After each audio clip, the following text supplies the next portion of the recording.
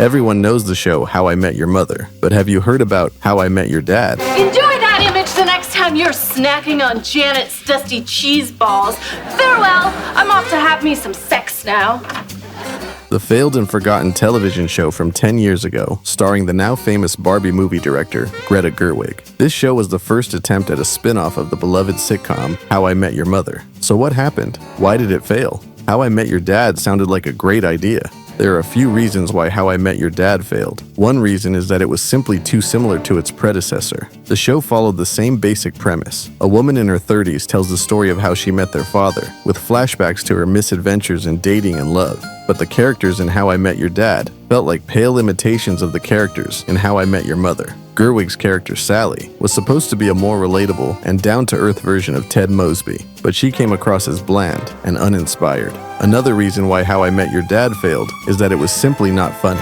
And I am using this bullhorn to announce something very exciting. We found a bullhorn.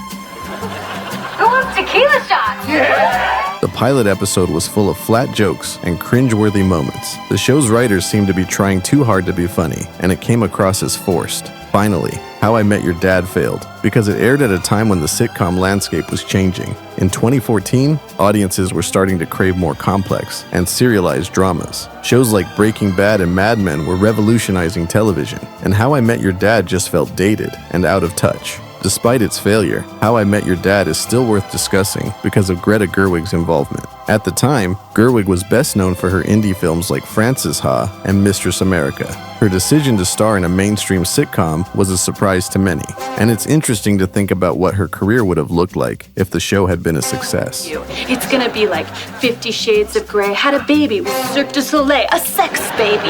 We're gonna eat weird foods off each other's bods and put ice on each other's booby nips. Oh, don't tell me this. Oh, delete.